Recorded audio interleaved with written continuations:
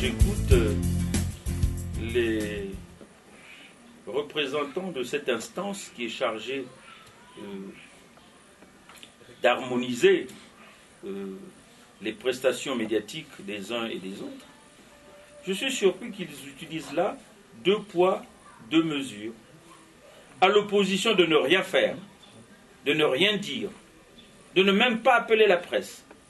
Parce que quand elle est là, en tout cas la presse du service public, quand elle ose venir nous assister, elle ne rend jamais compte de ce qu'elle voit.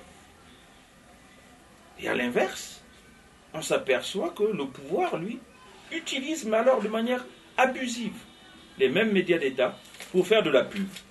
Publicité mensongère. Je vais vous donner un exemple. Aujourd'hui, nous assistons à la diffusion d'images inacceptables d'abord pour l'éducation de nos enfants. Nos jeunes enfants qui n'ont pas eu la chance de voir un éléphant, le parc zoologique en étant dépourvu à ce jour-ci. Nous sommes surpris d'observer que le pouvoir, qui doit être un pouvoir responsable, nous amuse avec un éléphant qui fait des galipettes. Alors que nous savons qu'un éléphant, du haut de sa stature, avec toute sa force et tout son poids, est incapable de faire ce type de gesticulation. Qu'est-ce à dire? Ça veut simplement dire que nous avons affaire à un pouvoir qui affabule, qui ment. Le pouvoir veut nous faire croire qu'un éléphant est capable de se retourner sur lui-même, de faire du tromboline, mais c'est faux. Ça veut dire quoi? La nouvelle espérance est également un tas de mensonges.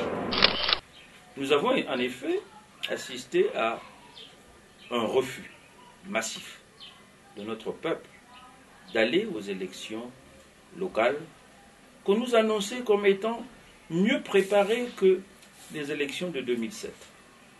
Et au total, on s'aperçoit que, bis repetita, le pouvoir est incapable d'organiser des élections transparentes, consensuelles. Et notre peuple, qui n'est pas dupe, a eu sa réponse. Une réponse cinglante. 90% d'abstention. Voilà ce qu'il faut relever.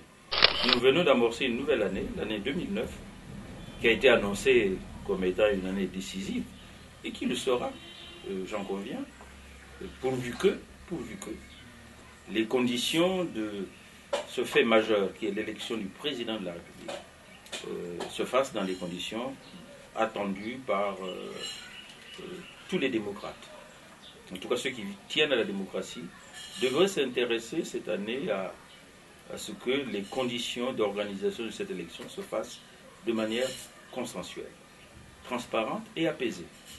Que ceux qui n'ont pas l'habitude de dormir pour suivre ce qui se passe aux États-Unis en fonction du décalage horaire ont dû encore veiller pour s'apercevoir que le peuple américain était heureux. Et si j'étais à la place des dirigeants de notre pays aujourd'hui, j'aurais la même ambition de faire que mon peuple soit heureux au sortir des élections que j'aurais organisées. Quelle stratégie? Ce n'est pas pour se battre sur les candidatures, c'est pour exiger des conditions d'organisation de l'élection du président de la République de manière consensuelle, répondant aux standards habituellement admis à travers le monde. Et ces standards sont connus. Il faut qu'on ait un fichier électoral crédible, ce qui n'est pas le cas aujourd'hui. Il faut que les autres les opérations préélectorales, établissement des listes électorales, distribution des cartes d'électeurs, aux Congolais, pas tout le monde, aux Congolais, se fassent de manière consensuelle. Que l'organisation proprement dite des élections, là également, dans les bureaux de vote, qu'il y ait la plus grande transparence. Et la partie la plus délicate, celle qui consiste au comptage et à la transcription des résultats, il faut qu'elle se fasse également de manière consensuelle.